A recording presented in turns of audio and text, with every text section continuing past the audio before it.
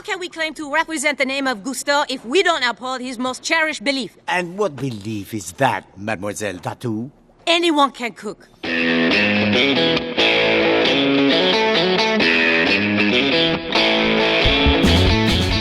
Hello and welcome once again to the Cine-Files, where each week we enter the world of a great film, we explore its themes, the history, the filmmaking, and the influence it has on us today. My name is Steve Morris. I am a filmmaker and directing instructor in Los Angeles, California. Hello. No, hello, everyone. I am John Roca. I'm a writer, producer, and host and voiceover artist here in Los Angeles, California. Very excited to walk into the culinary world of Pixar with this film and to welcome our guest, Steve. Yes, I am, people who have listened to the show long enough know that we're not going to go in to do anything having to do with animation without our resident animation expert, writer, producer, executive, geek buddy, MIchael Vogel. Welcome back to the Cine-Files. Hey, guys. I'm really excited to be here. I wanted to be like, hey, but I didn't want to do it by myself. That's fair. That's fair. I perfectly understand that. I've never gotten to say hey. I've always wanted to. You've been on the show. You could have said it, right?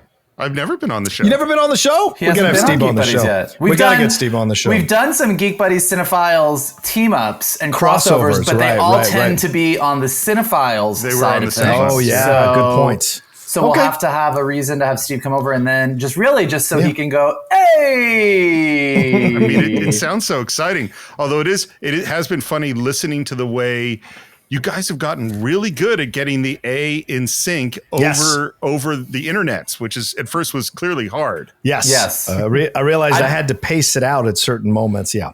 I blame Shannon. So the film I think we've hinted at that we're doing is Pixar's 2007 film Ratatouille, directed by Brad Bird. And this happens to be a Patreon pick. One of our biggest supporters and favorite people in the world, Brennan Marr, suggested this. And I would love to hear from him what he thinks of Ratatouille. Yeah.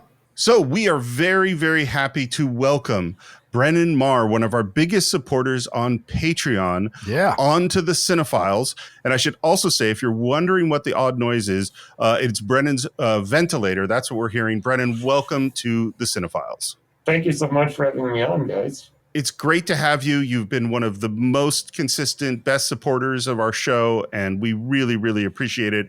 And I'm pretty excited to talk to you about this movie. I would love to know why, out of all the Pixar films, did you choose Ratatouille? Well, it's my favorite Pixar film, and it's also one of my favorite movies ever made, because it really speaks to me as the portrait of an artist. Mm-hmm. This idea that Remy is a frustrated artist in his own way, as a chef, and that he really lives his dream and gets to make his art. And as unconventional as it is, it makes a big splash. And that has always stood out to me as someone who is a frustrated artist myself. Well, what is it about his journey that stands out the most to you when you watch the movie? Is there a scene? Is there a moment? Is there an interaction that really mirrors something you've experienced yourself in your life? Well, the scene in the beginning of the movie when he and Emile are in the house trying to get the herbs, the seasoning, on the television is Chef Gusteau explaining his philosophy, and Remy says pure poetry. I've had those moments where, whether it's watching an opera, whether it's watching a movie, or it's just that moment of this is perfect art that just speaks to me in my heart. That's and great. I think that it just is so, that's me. That is so much what I am like. I'm curious, Gusteau has the philosophy anyone can cook. And I'm curious if A, do you think that applies to all art and all artists? And B, do you agree with that statement? Do you think anyone can cook? Well, I like what it says at the end of the movie, where Ego in his review, says not everyone can be a great chef, but a great chef can come from anywhere. And I think that applies to art. It's not everybody can make great art, but a great artist can come from anywhere in the world. That's what I think too. Any station of life. Do you do you have an artist that you admire, respect, or know very well that kind of is the living embodiment of that? This is an animated film and, of course, a fantasy film. But is there an artist in your life that you admire that kind of represents that idea that an artist can come from anywhere and create incredible art in any field they choose to be in? Oh, my gosh. Well, that's a big one. I definitely think Akira Kurosawa Oh, great is point. to me that artist. He came from a war-torn country. He saw horrendous things as a kid. I don't think they were particularly wealthy. He experienced some sadness in his life. Right, his brother's suicide, yeah. His brother's suicide, yes, absolutely. And yet became, in my opinion, the greatest director of all time. Ooh, that's a great story. I can't argue with anything you just said. I'm curious, do you have a favorite moment in Ratatouille? Oh my goodness. Eco's review at the end is a great moment because I think that in a way that is speaking to art and maybe speaking to film criticism in a way. Film critics who reject things that are new. And we certainly have seen that with like the pushback against the MCU and other attitudes towards certain kind of movies. When my philosophy is a great movie is a great movie. That is my philosophy. You can even say the product itself can come from anywhere, right? A great piece of art can come from anywhere, not just from any artist, but from anywhere, right? So if you even elevated out of the artist with Remy being the representation of that, you could say what you can make, what you can create can come from anywhere. So even from the MCU, we can get something like Black Panther, or we can get something like Avengers Endgame that a lot of people might argue in 20 years are instant, or classics rather. So even from the comic book genre, which has been a disregarded genre, and Steve, you and I talked about the mafia genre, the Italian mob genre, The Godfather, having that coming out of a genre that was really overlooked or pushed to the side or not seen as an A-level genre. These are the things that can come out even in a media kind of way from places where you don't expect them to come out of, not just artists coming out of that. Yeah. That's a great point, John. That I'm applying it that way is really, really interesting because there's so much where whether it's George Lucas doing science fiction or where people dismiss a genre, dismiss a medium, and then suddenly someone shows no, great art can come from anywhere. Yeah, that's wow. Both the two of you together just blew my mind. Well, you should see us on the Outlaw Nation. That's true. That's true. We go at each other all the time. Well, and this is in addition to the fact that you've been such a great supporter of the show. Yeah. What's so cool is that you're cinephile in your own right, and you bring so much to us. And in fact, you're not just a supporter of our podcast, but you have your own podcast. Do you want to tell a little bit about what that is? Yeah, I do a podcast called Page Turners They Were Not. You can find it on Anchor and Spotify and Google and Apple. And I just talk all things Star Wars. Star Wars is that franchise that speaks to me, I think, more deeply than any other work of art as kind of a whole. Maybe not the individual films per se, but the idea of Star Wars as a whole. Well, and I could say, having been on your show, man, I learned a ton. So there's a ton that Brennan has to teach you, and a lot of great ideas he's discussing on his podcast. Did you ever get around to do How Star Wars Conquered the Universe? I haven't yet. It's still sitting on my list. Yeah, but no, I really enjoyed when you were on my show. And you were amazing on my show too. Yeah, I know. Thank you very much. Yep, this one, How Star Wars Conquered the That Universe. book is so good. Well, Brennan, thank you again for coming on. Thank you for all your support. And for those of you out there listening, if you reach the Baby You're a Star level on Patreon, not only do you get to hear our shorts, not only do you get to suggest a film, but you actually can come on the show just like Brennan and we can have a real conversation about a movie that you love. Powerful words from Brennan Marr. I love Brennan. So, and I always ask, how did you come to this film? And I think I might have the answer for all three of us because I think we all saw it together. You are correct. And I'll tell you what's so funny is I know what the date that we saw it was, which is the date that it premiered, June 29th, 2007. You want to know why I know that date? Why? Because at 6 a.m. that morning, I was in the Glendale Galleria lined up to buy the very first iPhone. Wow. This movie came out on the same day as the iPhone. And the reason I remembered this is I remembered that we saw it in Century City and then we went to eat somewhere after.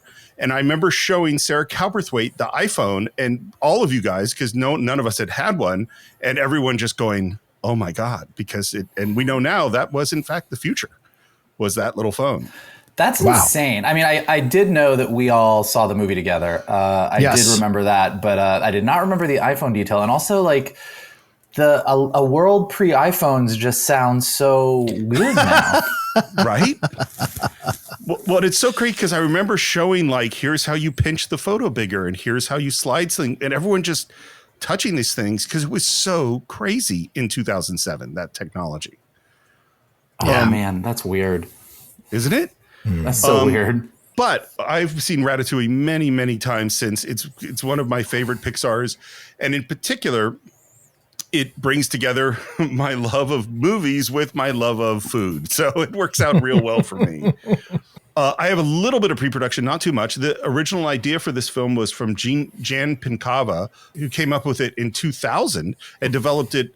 All the original concept art, he had character designs, he had the basic story, but they never quite put him on as the sole director. In 2004, they brought Bob Peterson on as the co-director with him.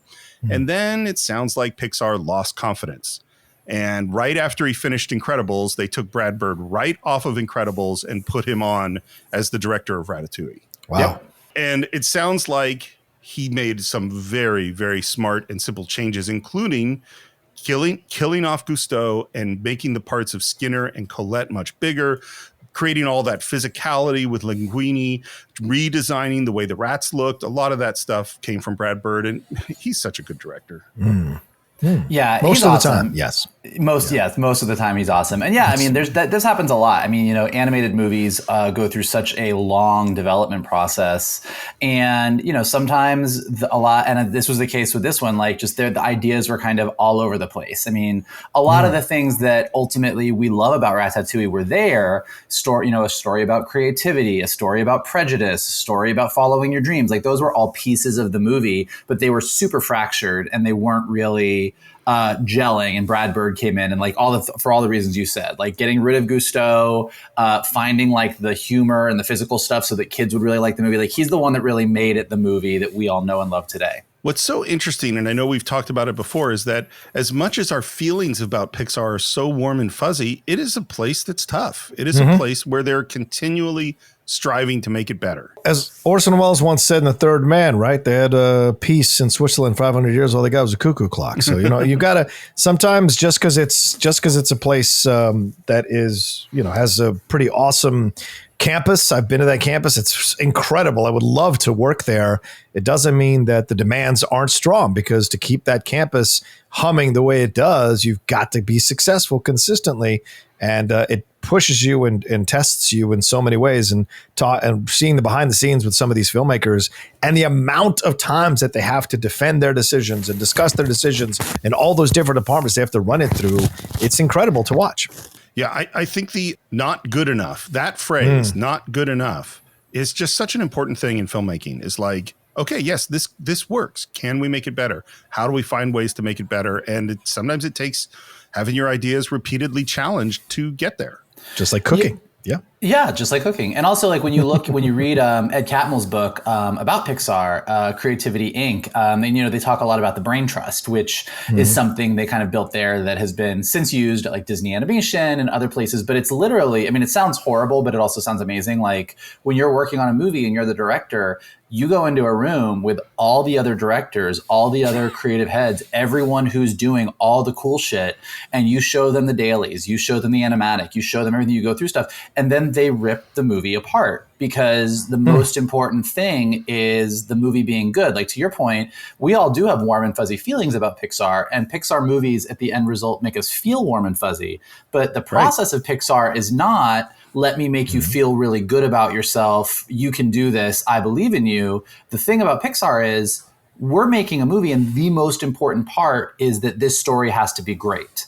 And sometimes that means feelings get hurt. Sometimes that means you really get challenged. And like you're constantly going in and saying, okay, this is what I think is good. Now tell me all the reasons this sucks and let's fix it. It's so funny. My experience, and I'm sure you've had similar experiences of sometimes you get that note and the note hurts. And sometimes the note's not even the right note, but like the emotional experience of getting it and then fighting to make it better. Like there have been lots of times where I've been real angry when I went to bed and then I got up and made it better, you know?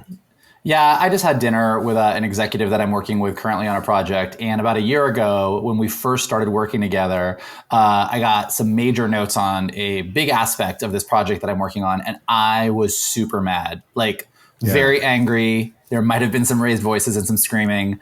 And we had dinner. Once we were allowed to actually meet up in person and restaurants were open again. And I finally admitted after like 2 martinis, I was like, so I was really mad about those notes, but it all turned out really better. Like once you forced me to sort of come up with a solution, and I did come up with a solution, even though I like was cursing your name the whole time, and it's better now. And that totally happens. Like, I often say this to people. It's like, when it comes to the creative medium and when it comes to, writing and animating and creating, like there's never one right answer. There's lots of right answers. There's lots of wrong answers too. But like, so when someone challenges you, even if you hate the note, you can often find a solution that still retains the thing that you wanted to retain and addresses their note. And it's hard, and sometimes you don't want to, but that's part of the fun puzzle piece of storytelling. Well, and sometimes, depending on who you're dealing with, sometimes the note is actually the note is a symptom of something else being wrong.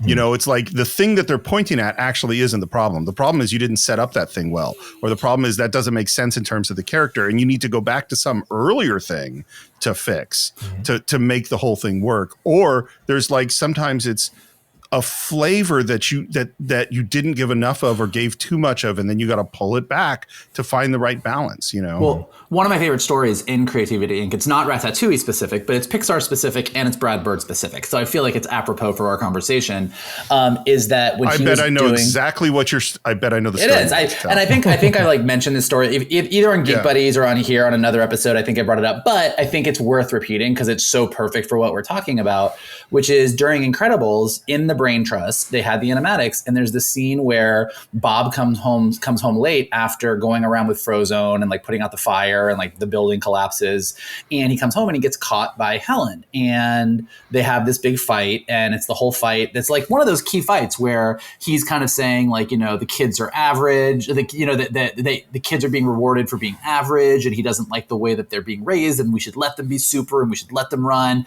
and they get in the big fight, and Helen yells at she's like, it's not about you. And they were in the Brain Trust, and everybody was like, whoa, dude, this is really intense. Like, he is yelling at her. It looks like he's about to fight her. Like, this isn't okay. And Brad Bird was like, this is like the important fight. Like, they need to have this fight. And they're like, well, it is not working. You need to do something. Like, he needs to tone it down. This is coming off really aggressive. And he kind of, to your point, Steve, was like, he went home. He was angry. He was like, they are wrong. I know they are wrong. And he was watching it, and he was like, this is the way it needs to be. And then he realized that the reason that it looked so aggressive, the reason that they were reading it the way it was, because like Bob is huge in animation. Like he's this giant character, and Elastigirl is like this tiny, slight character, except she's elastic. And so he just reboarded the entire scene. He didn't change any of the dialogue. He didn't have them re-record anything. But when she yells at him and says, "This is not about you," she stretches up and gets bigger and bigger and bigger just so she's taller than him. And he showed the scene to the Brain Trust, and they're like, "Oh my God, it's so great. You totally re-recorded it. It's not as aggressive now." And he was like, "No, but I did fix it. I did address the note." And that's what I mean is like the note that they gave was correct in a way, but it wasn't exactly right. And he found a way to keep what he wanted, but also address their concerns. And it's actually awesome. And when you watch the movie now and she raises up, you're like, yeah, of course, that's what you would do. That's great. That is the story. I knew that was the story you're going to tell. And it's a perfect example. And there's this weird experience. And Mike, I don't know if you've had this, but it's happened to me so often where I introduce an idea for a character just to have something for them to do, just to, put them in some clothes or have them have a hobby, but didn't have any meaning to it. And then later on, that random thing I introduced is the solution to a problem I face later on in the script. You know what I mean? Where it's like, and it's so weird when it happens. It's like, oh, I didn't know I was going to have this problem, but I introduced that this person has, carries a big suitcase, and now I have somewhere for them to put the body or something. You know what I mean? Like, it just is so random how that kind of thing happens. Oh yeah, that happens all the time where like when you're writing and you have a need for a character, whether it's like you need a character to do some specific thing or somebody outside asks you to create a character. Like I had a whole thing on the show that I'm working on right now where somebody was like, "We need a character that's a fashion designer." And I'm like, "Okay, so here you go. Here's a fashion designer character." And I just did it because somebody asked me to. But then you sort of keep coming back to it later on. And so you're like, "Oh, well now I need a fashion character and they're going to do this." And then like that thing that you just did because somebody asked you to, or you just pulled something out of your ass, actually becomes like something that you use in story or becomes a problem, like something that you use to solve a problem. It's always great. Yeah. By the way, I just had an image because I was thinking about the Brain Trust and these amazing directors and that they're all tearing apart each other's work on every single thing. And I just had this image. Can you imagine if actual film directors were doing this? Not that these aren't actual films, but like, can you imagine like in the 70s, you have Coppola, Scorsese, Spielberg, Bogdanovich all together, Hal Ashby, ripping apart each other's films before they would let them go out. Well, I mean, certainly that was something that they did. Yeah. But not like this. I mean, no, they did, I don't know. I wasn't there. I don't know what they were certainly Coppola, and then they would all get together and work together. Yeah. Yeah. They all had discussions like this. Yeah, Spielberg would have Lucas come over and watch stuff. Lucas had Spielberg watch Star Wars. I will say the difference is that it was more of a camaraderie and not an actual integral part of their production process. Like Pixar builds that in as part of the actual movie making process, whereas these guys were like, there's a mutual respect level. We should all share in each other's stuff and give each other feedback. Was what's his face part of that process? John Lasseter? Was he in the room in the Brain Trust? Of course he was. Interesting. Yeah, he was. He's like the Coppola of that in a way, then for sure. Because Coppola was like the grandfather of all those younger guys for whatever reason. Yep. Would you like to go to Paris and get into Ratatouille? That's it. That's all we got for pre-production. How did Patton come on to the show? We don't know how Patton got cast or anything. I don't have it. I'm sorry, John. I feel like I've let you down. I don't have that information. You know what? It's not all about writing. Sometimes the voiceover matters too, ladies and gentlemen. All right, 100% agree. I'm going to do some work on that next time. All right, anyway, let's go. I just don't have that information. I will say that, I do know that, Patton Oswalt, and I'm sure this is part of the reason why he came to it, that he is a total foodie.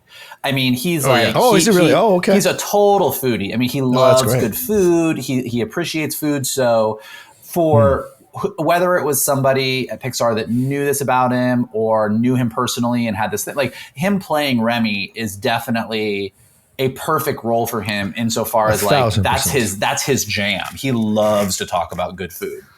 Well, I also want to say before we start, that's the brilliant part of casting Patton Oswalt, right? He's an underdog guy. Yeah. And if you're going to do the voice of a rat, right?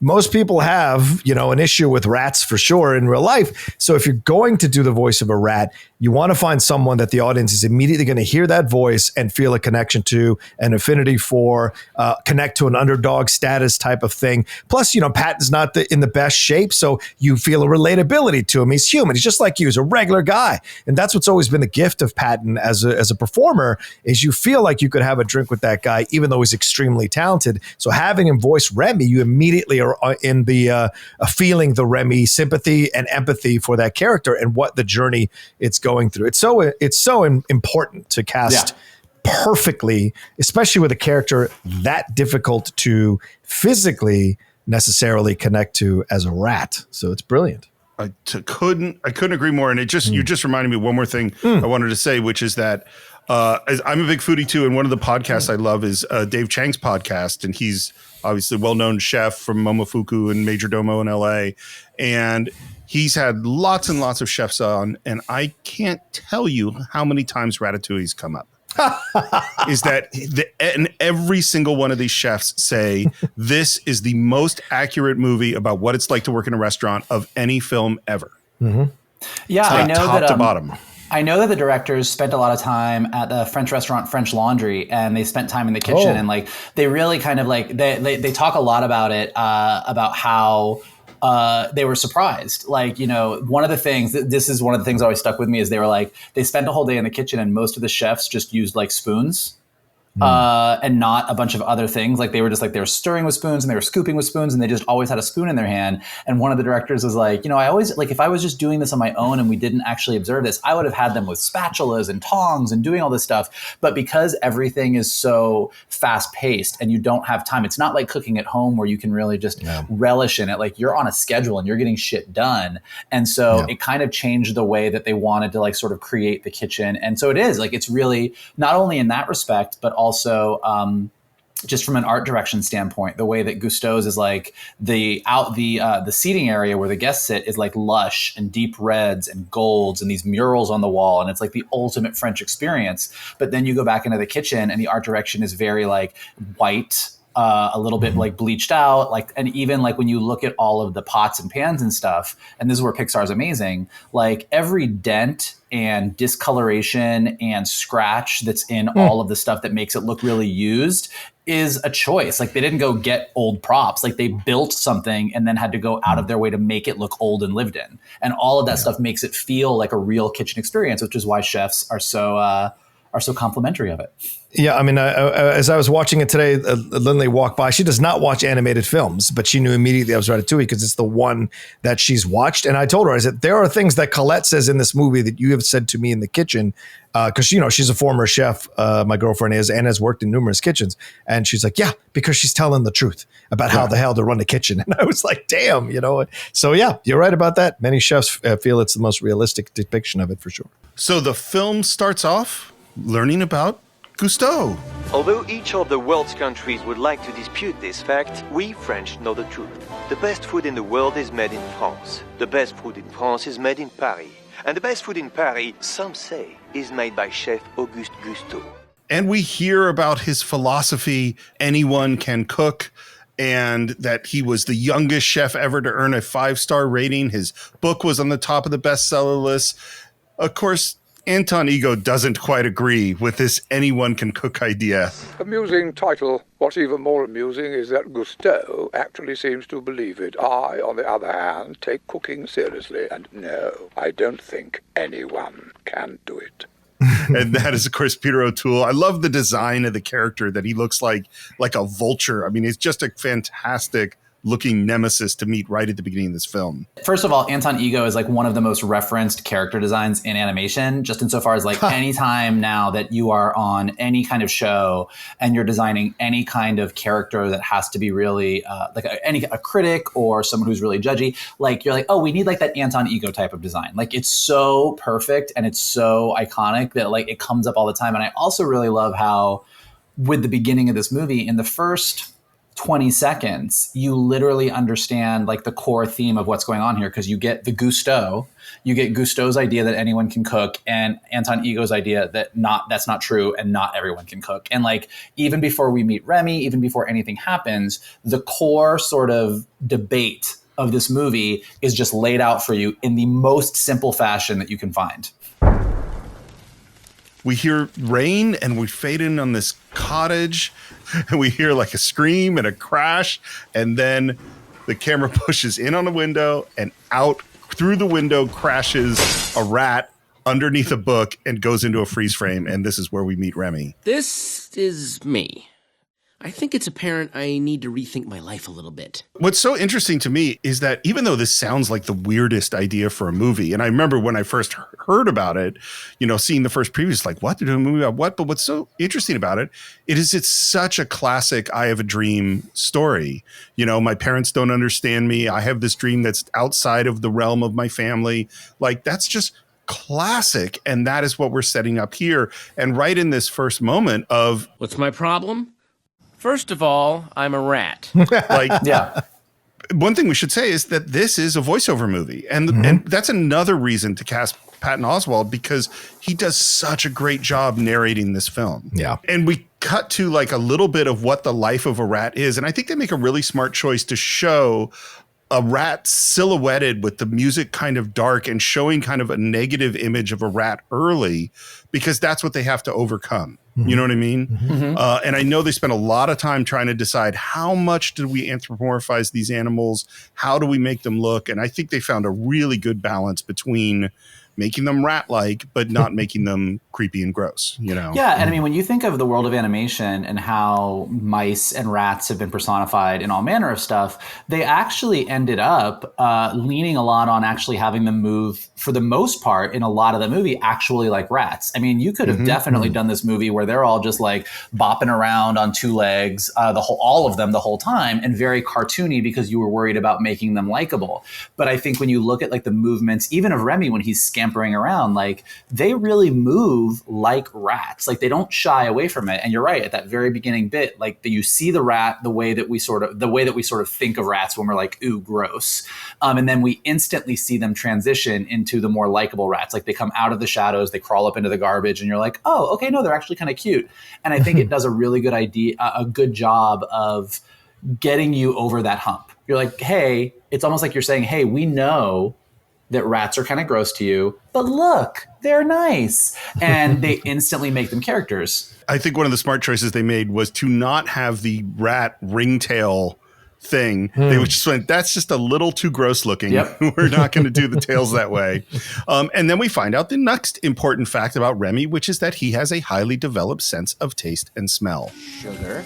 Vanilla bean. Oh, small twist of lemon. Whoa, you can smell all that? You have a gift. And that's Peter Sohn, who plays Emile. I might be crazy, but this whole film feels like, and Steve, you've given me the honorary status of Catskills Jewish comedian type. This feels like an old school Jewish comedy type vibe to it, like old school cat. Even the voice that Emile does is very much like that kind of like sidekick, the Art Carney type guy. 100%. And then the dad is like, obviously Brian Dennehy playing the dad, but he's more of, kind of a judgmental, burly, oh, I got to please you, oh, this kind of stuff. So it just feels like it's got that old school vibe within the movie overall of the kind of back and forth they're having, Yeah, I think it totally does. There's definitely that element of Brian Dennehy in a different movie where they aren't rats. It's kind of like, what, you can't be a doctor? It's like, no, I want to be an artist. It's like there's definitely why can't you just do what everybody else is doing? It's it goes back to the jazz singer. Like it's like right, that, it's such a classic theme. And the one thing we do discover is that because Dad doesn't understand Remy at all, but Remy does stop him from eating a poisoned apple core. Right. And suddenly Dad has a use for him. No good deed goes unpunished. Yeah, Smell seriously. everyone's food before you eat it. Clean. That's right. Cleanerific. Poison checker. Cleanerino. Close to godliness. Well, and it's such a classic, like, Dad's trying to give him something where he can appreciate and use his skills and thinks that this seems great. But it's not so great for Remy.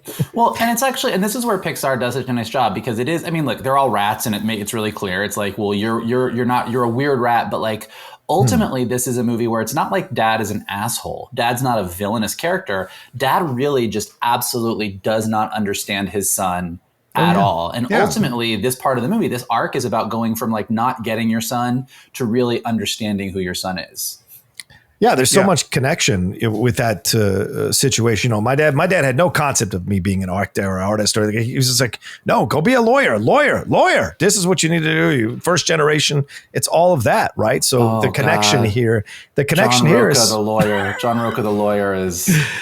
I'm just a caveman. Your ways are strange to me. Yeah. But no, it's not that his dad's villainous. His dad probably takes some shit from the other guys about his, like, you know, kind of artistic son who flavors and can smell the flavors and all of that crap. He probably takes, so he's trying to make Remy fit into the world of the rat world, right? All right, here's the usage for you. If you can't be a regular rat like everybody else, let's do something good with whatever talent you have so that other people can appreciate you in our world. Kind of like that Rudolph the Red-Nosed Reindeer thing. Yeah. You've got this unusual thing. Let's find a way to make it work within our construct. Then they introduce another theme. And this is the one theme in the movie that I don't think quite works for me, which is the we shouldn't be thieves idea. And Remy is saying you shouldn't steal stuff, although I do love this line. It isn't stealing if no one wants it. If no one wants it, why are we stealing it? But this argument goes on to Remy basically saying, if I'm going to eat, I only want to eat the good stuff. Mm-hmm. And Dad's just like, food is fuel. That's all it is. And of course, the good stuff is in the human kitchen. I know I'm supposed to hate humans, but there's something about them. They don't just survive, they discover, they create. I mean, just look at what they do with food. And Remy's in the kitchen, and there is Gusteau, who's Brad Garrett, by the way. I always forget that it's Brad Garrett. I always forget that it's Brad Garrett. It's such a different role for Brad Garrett. It's it's great. He does a great job. Good food is like music you can taste, color you can smell. There is excellence all around you. You need only be aware to stop and savor it. And we push in on Remy, who is now eating a piece of cheese. And as he eats it, we see what Gusteau, it's a perfect visual and sound representation of what he just said. Because we see the color and the sound as he eats it. We see the color and the sound as he eats the fruit. And then he combines them. And this is the first moment, I think, of Remy creating something. But combine one flavor with another, and something new was created. And he discovers this whole new experience right up until there is this old lady who sees him and he has to run out. I mean, I think this is why the movie works so well, is because they very successfully, look, I think chefs are artists, so I think it is correct. But you could have definitely done a movie that focused on, oh, here's Remy, he's a good cook. But by having Chef Gusteau talk about art and music and color and having this moment where he's biting into this stuff and you hear the music and you see these designs around him, like they're really taking Remy as a chef and elevating him to sort of a symbol of creativity, period. And I think that's what really makes this work. Like if you're a foodie, you love this movie. But I'm a writer and I draw and I relate to Remy. Like I think anybody who has a creative spark to them, or who's ever wanted to have a creative spark, or has any level, a thing that they didn't do professionally, but they love to do at home. Like, I think you look at Remy, and because of the way they sort of make this leap early on with what Gusteau says and how he talks about cooking, it means that anyone who's creative automatically goes, oh, I get it, I'm on board. 100%. And I always think there's like a thing of, there are people who can make the thing, but then there are also people who maybe don't have quite as much of that talent to really create something, but can really, really appreciate it and really understand it and enjoy it in a deep way. I mean, that's just what we're doing right here in our love of films, is not that we're not have talents in each of our ways to that can make things, but like part of it is just like, you can appreciate that great meal, even if you can't cook it, Oh, yeah. I can't cook for shit other than, to feed myself. Like today, I just made ground turkey with a little bit of bacon sprinkled in and some frozen pasta. Whoa, I made look it. Out, I cooked Chef Gusteau. Here comes Roca. Lindley always walks in and sees my food. She's like, I don't know how the fuck you live off that shit. I was like, it's just my food. I just need it to live. But food is fuel. Food is fuel. Like I'm the dad. Yeah, absolutely. But I watch all these cooking shows and just marvel at the genius, the innate sense of understanding of the smells and the combinations and all those things. I could never in a million years understand that because I don't have that innate desire that when I smell something, I could pair that with this or I could pair that with that. So, but watching it, I can always appreciate great artistry, whether it's in the kitchen or in a film or anything else. So it's always amazing, and it's a marvel to watch it. And Remy has found a mushroom, and he goes to Emile because they want to find somewhere to hide it. And we're walking. And what I love about the Emile-Remy relationship is what Remy says here. He says, he doesn't understand me, but I can be myself around him. And how is he being himself at this moment? He is walking upright. Mm-hmm. And this is that great balance between anthropomorphizing and having them be like rats, but also having him be a little less rat-like. Yeah, and at different points in the movie, all the rats, anthropomorphize and act more human at certain parts and more rat. But like what I love about this is they didn't just decide to have Remy walk on two legs just because they needed him to be cuter. I mean, they did to a degree, and they wanted the audience to relate to him more. But they came up with like a perfectly sound, logical reason. And so like, I often say this, like when you have sort of a challenge, like you say, well, we want Remy to walk on two legs. A lot of times you sort of just do it and you sort of just like, let's just get past it really quickly and just let it, the audience will go with this. But what I love about Pixar is they leaned into it. Like they literally have Emile be like, why are you walking like that? And he's like, I don't want my hands touching the ground. If I'm like, he's like, and you're like, yeah, that given who this person is, given who this rat is, this totally makes sense. But it allows them to have Remy stand out from the other rats right away and to act more human when they need him to. And it's totally justified. It doesn't seem weird because he has explained to us why he is the way he is, and it works. And then we find some cheese, and now Remy starts to create. That would go beautifully with my mushroom. And this rosemary. With maybe with a few drops from this sweet crab. Emile's just like, hey, let's just throw it on the pile. It's like, no, we can't throw it on the pile. We have to cook it. And how are we going to cook it? And we cut to them on top of the cottage at the chimney, slowly turning his mushroom over the spit. And I love Emile's slow sort of. That storm's getting closer. Hey, Remy, you think that maybe we shouldn't be so... Boom, hit by lightning. I think the part that's great about this and a lot of stuff in this movie is really good at is that when you are a grown-up and you're making an animated movie and you have the big themes and ideas you want to talk about. But at the same time, at the end of the day, you're making a movie that parents are going to take their kids to. And you always have to find those moments that are funny. And in lesser movies, it's like you either have a serious moment and then you have the really silly kid moment that is just like goofy and ridiculous just to be goofy and ridiculous. And what Pixar does so well is they know that they have to appeal to both audiences and they find the right moments. So to your point, this is the moment of Remy kind of being a creator. He's trying something for the first time. And again, there's a story reason for this. He needs to cook it. How are they going to cook it? So they go up there and like they have this great physical gag where they get struck by lightning. The hair's all standing on end. They're kind of smoking and it's really funny. So as an adult, you're kind of like more focused on the fact that, you're like, this guy really is a good chef. He made something and he's really happy with it. But as a kid, you're just laughing at how they look and it's super funny and it works on both levels. And of course, Remy then tastes this lightning-y food that he just made and decides that what it really needs is saffron. One of the things I wondered, it's not a criticism of the movie at all. It's like, how could Remy have possibly tasted all these things?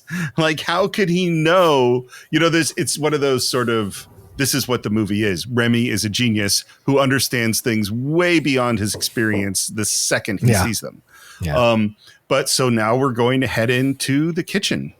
And Emile is not a fan of this. The old lady is asleep and he's searching through the spice rack for saffron. By the way, saffron is really expensive. So you buy like 3 or 4 threads for like $10-15. Like it's really an expensive spice. Wow. So I'm impressed that this lady has some saffron. And then Emile finds out that Remy can read. Wait. You read? Well, not excessively. Oh, man. Does Dad know? I think it is so funny. That line, it's so fun. It's a great, the flipping on its head that like the fact that Remy can read is kind of like an embarrassing thing, as opposed to like, you know, in the real world where you're like, oh, I don't want to tell you this, but I can't read. And he's like, oh my God, you read? Does Dad know? and the line of, you could fill a lot of books with things Dad doesn't know. And they have, which is why I read. And I'm like, it's just a great line. It's so good to me. It's like a perfect line, because it's like we only take what people throw away. Why are we taking what people throw away? It's like this perfect multi-twisted line that's really, really funny. And of course, then we hear Gusteau's voice. Great cooking is not for the faint of heart. You must be imaginative, strong-hearted.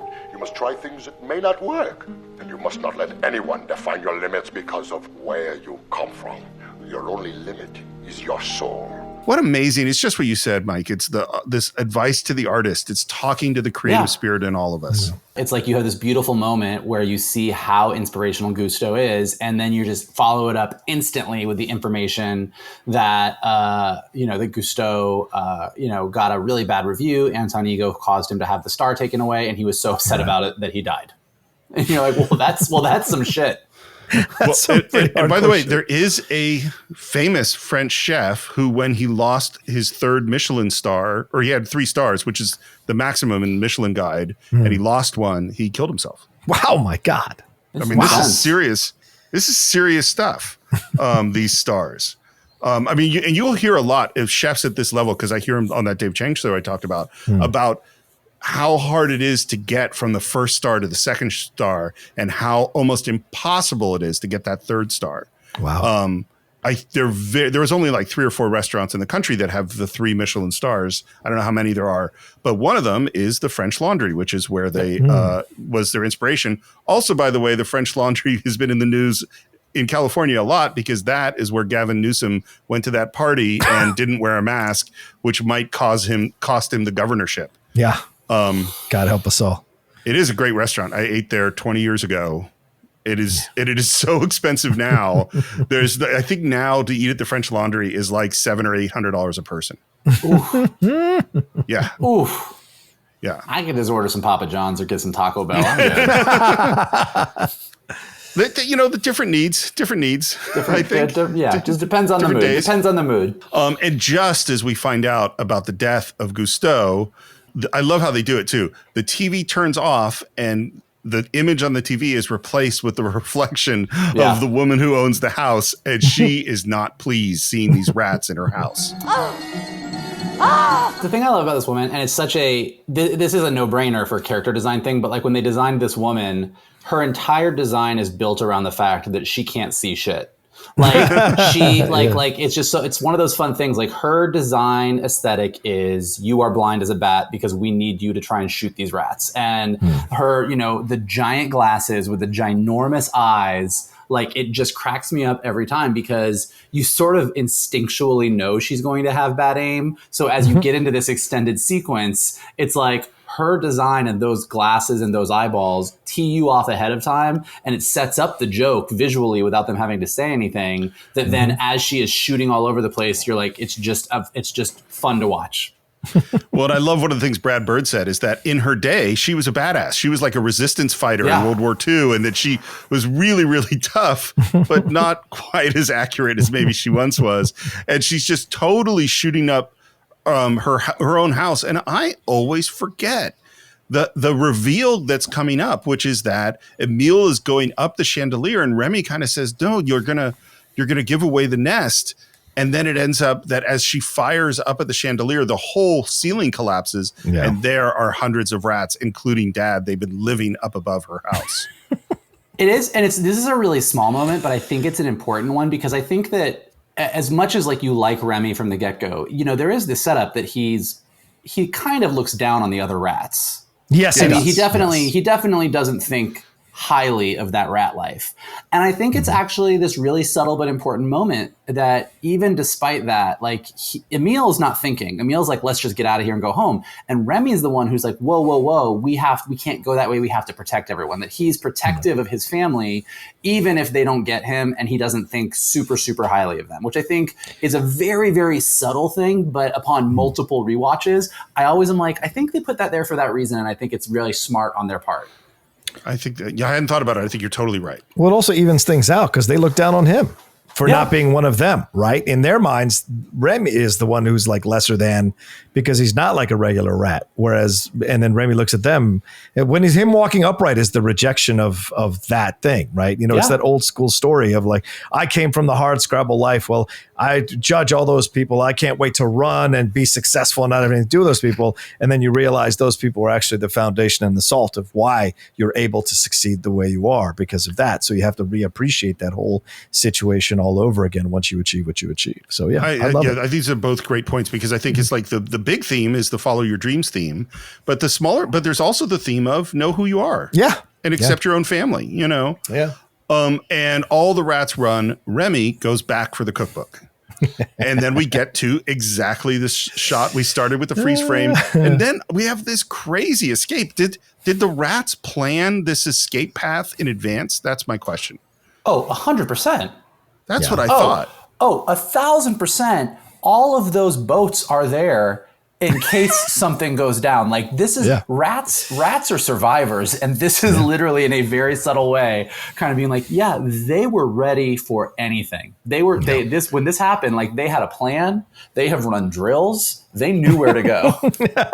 Well, you know what that speaks to too, is that even though dad is an antagonist to Remy's dreams to some degree, this shows that dad is awesome. He's a great leader of the rats. Mm-hmm. He's keeping all of them alive and makes it what Remy wants to do make even less sense from their perspective. Yeah, well, I mean, I think that's important. I mean, listen, there's a lot of versions of this movie where like the parents are shitty and treat Remy shitty because he's our hero, and it's easy to make the parents the bad guys or like the whatever. And like you're 100% right. Like as far as like the life of a rat. Like Remy's dad is really good at it. Like there's a reason that they all survive as well as they do. And I think to your point, like having this escape plan kind of shows that like he knows how to take care of the family. And that's why the fact that his son kind of looks down on their way of life and doesn't want to do things the rat way and has all these ideas like, he just literally doesn't know what to do with it. It's funny. I never thought about it until this moment as a generational story in the sense that, you know, the parents who worked the hard jobs or they're immigrants or they worked in the factory and busted their ass. And now the kid has an opportunity and sees the world differently because they have a different background and different education and they see the world differently from their parents. And so they're somewhat judgmental of the parental generation. Like I didn't think about that thematically, but I think it totally fits. It totally fits. But what's really funny is I don't see that when I watch it. Like I see a gay kid and his parent. Like to me, sure. Like when I watch it, I'm like, oh, this is my son. He doesn't like the things he's supposed to like. He's not good at rat stuff. He likes to do all this fancy stuff. He's kind of a sissy. He's kind of this. I don't understand him. And then meanwhile, Remy's like, I can't wait to get out of here and find the people who are more like me. I don't want to live this life. And ultimately, I think it's a lovely story about both sides, Remy on his end and his dad and the rest of the rat family kind of finding that balance where they do respect each other and do understand how to coexist. Yeah.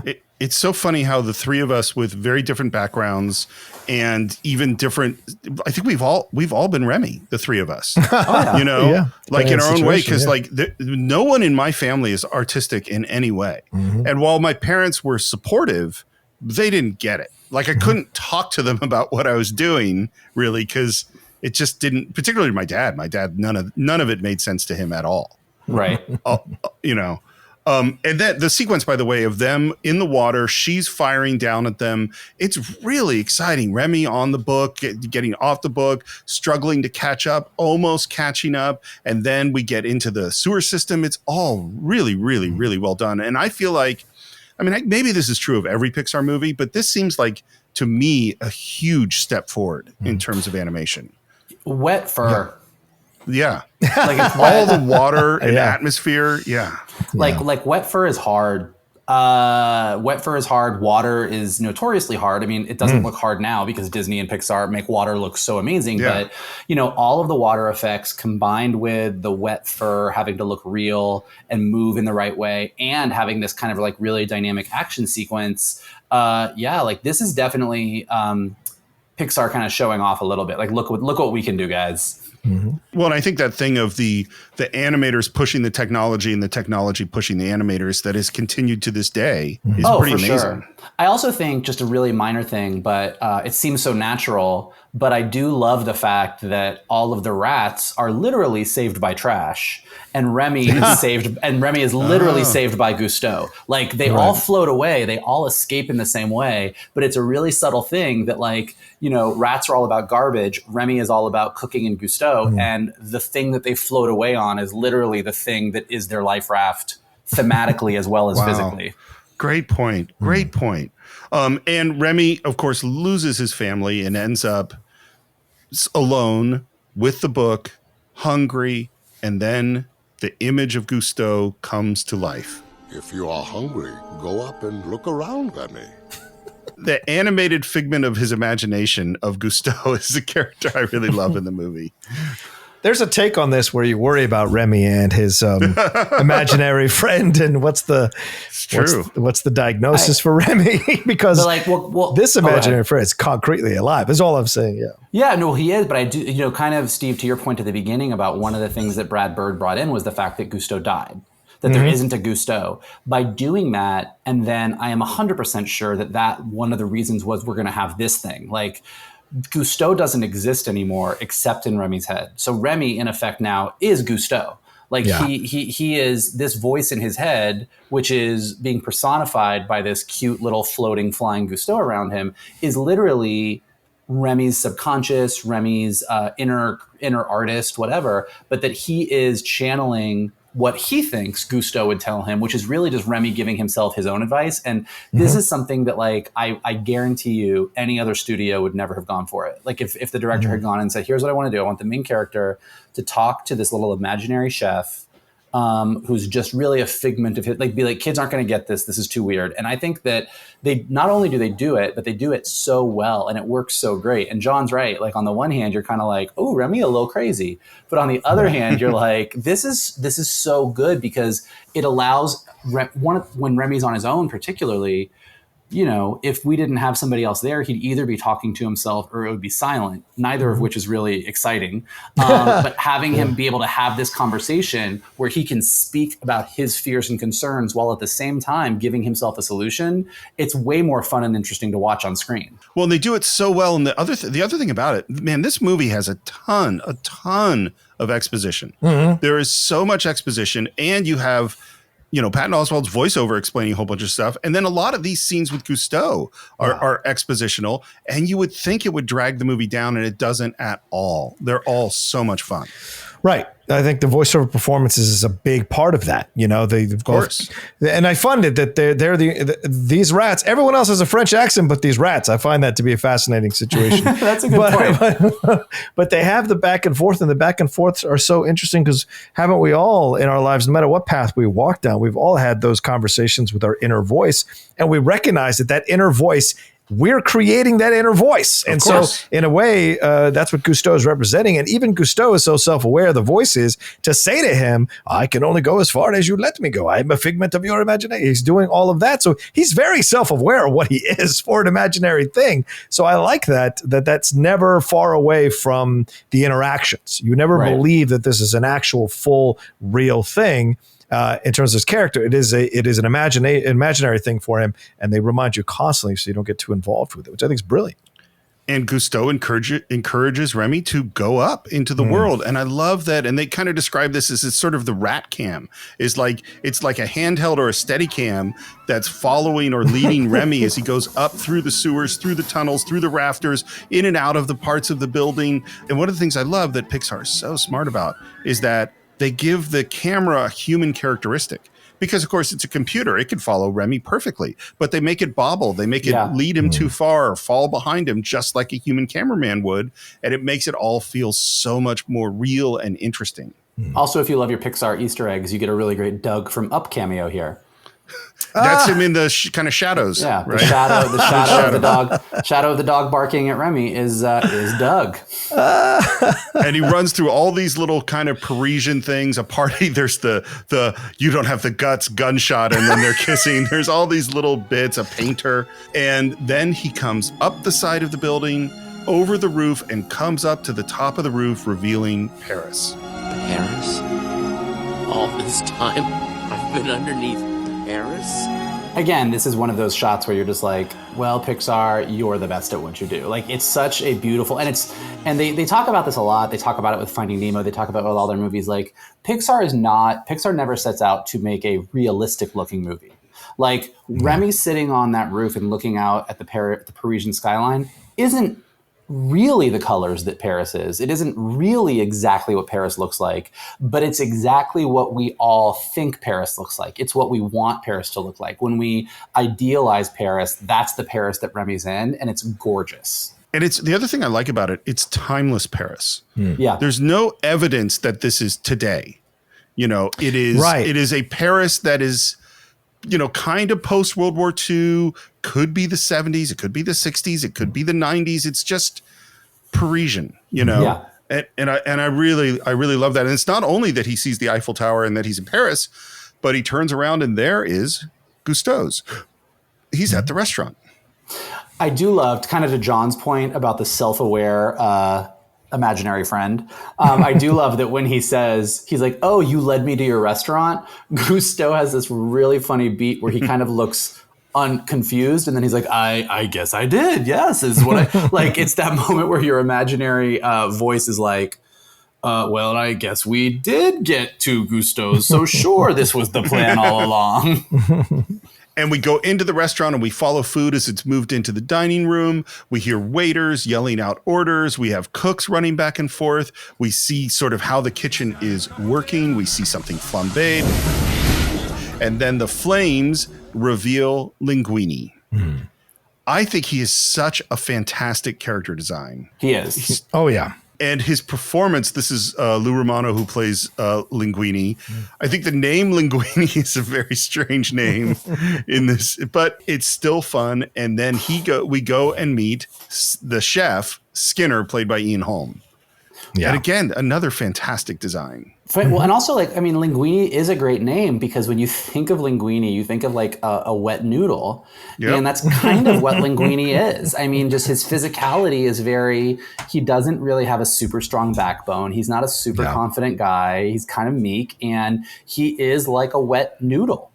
It's everyone in this movie from Anton Ego to Gusteau to Linguini. If you look at their character designs, it speaks, I mean, to Skinner, to your point about, you know, that you've got this like little sturdy chef who is, who clearly has a little Napoleon complex. And he is literally tiny. So I think all of the human designs are so wonderful in this movie. Yeah. Skinner so reminds me of the Bill Macy character in Incredibles, you know, the angry tiny person. Yep. Well, and the other thing that he makes me think, John, does he make you think of Jose Ferrer in Lawrence of Arabia? Well, a little bit with the mustache. The way it is. Yeah, absolutely. Yeah.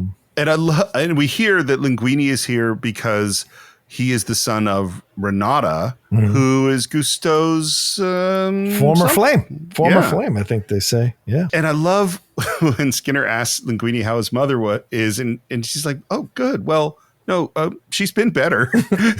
She is dead. She's dead. I'm sorry. Oh, don't be. She believed in heaven, so she's covered. You know, afterlife-wise. What a positive perspective to have. It really is. She seems she's all right. She's where she wanted to go. And just to your point, Michael, about the way that Linguini moves, just the way he reaches around to pull that purple letter out of his back pocket and he spins himself. And it's such a nonsensical way to move. And it's so great. Yeah, his movement is super, super weird. I also do think, just on the Linguini front of it, they do such a good job in the transition of the Remy storyline to the Linguini storyline that you don't even realize that you've sort of completely shift gears. Like we completely leave Remy, who's our point of view character, and like focus on this whole secondary story, which I think is a really, like, Brad Bird is kind of great in this movie at this, which is there's these two kind of parallel stories going on at the same time. And the way you bounce back and forth between what's going on with Linguini and what's going on with Remy is done so seamlessly that it just works and you don't realize it. And so it's like, it kind of moves in. We get all of this information about Linguini. We sort of get to know Skinner's personality right away. It's just really well done. what we hear is that he wants a job, and Skinner, of course, is it's not getting a job here, but Horst, who's the sous chef, I think, has already hired him to be the garbage boy. Who is Will Arnett, right? I believe. Yeah. And his design is great too. Like all of these cooks that we're going to meet are just have fantastic designs. I think the animator said about Horst that he was so angry and annoyed at everything that his face looks like his face has literally sucked in on itself because he's so mad. So he's got like this head, and it kind of like comes in, and then he like kind of flares out at the chin, but it kind of like sucks in the middle because he's just so mad that his face is like closing in on itself. Well, and you mentioned that we had left our point of view character Remy. Well, now the camera goes up and up, and we see that Remy is looking down at the kitchen through the skylight. And I love that his imaginary friend basically tests his knowledge of what he's seen in the kitchen, which makes no sense at all, but gives us a whole bunch of exposition about who these jobs are. Yeah, you know? It's a brilliant moment because it's masquerading as a teaching moment for him. But for us as the audience who don't know how these kitchens work, it's a great, quick little exposition that gets us to understand the hierarchy and everyone in the kitchen and what their jobs are. So it's brilliant. It's again, to Steve's point, it is well done exposition because it's character-based exposition. Like we get to watch Remy kind of showing off. He's the kid in class who like did the homework and knows all the answers.